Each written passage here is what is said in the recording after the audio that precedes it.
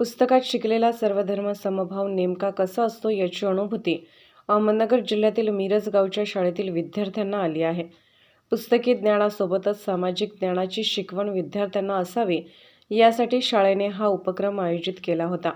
बुधवार माझ्या आवडीचा या उपक्रमाअंतर्गत शाळेने सर्वधर्म समभाव सहल आयोजित केली होती।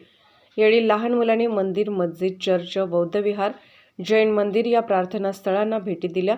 प्रत्येक धर्माच्या प्रार्थना करण्याच्या रूढी, परंपरा आणि त्या आचरणात आणण्याच्या पद्धती विद्यार्थ्यांनी कुतूहलाने समजून घेतल्या। सर्वच धर्मगुरूंनी विद्यार्थ्यांशी संवाद साधत मनमोकळेपणाने त्यांच्या मनातील छोट्या छोट्या प्रश्नांची उत्तरे दिली। याचा उपयोग सार्वजनिक जीवनात वागताना विद्यार्थ्यांना होईल अशा भावना धर्मगुरूंनी व्यक्त केल्या। तर शाळेने केलेल्या या आगळ्यावेगळ्या उपक्रमाचं सर्व स्तरातून कौतुक होत आहे।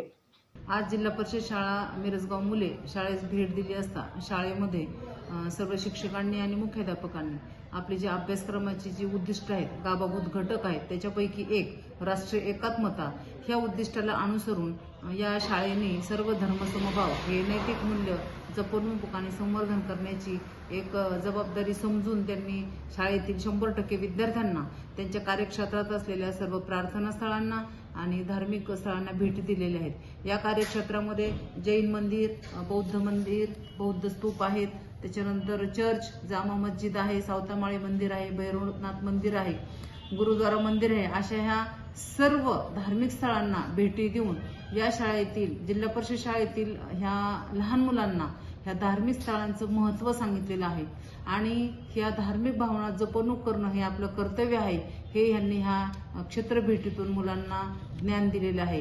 ही अध्ययन अनुभूती घेऊन नक्कीच ह्या शाळेतील सगळे विद्यार्थी राष्ट्रीय एकात्मतेची जोपासना करतील अशी मला खात्री वाटते। यामुळे सर्व मुख्याध्यापक आणि शिक्षकांचा मी स्वागत आणि अभिनंदन करते। धन्यवाद।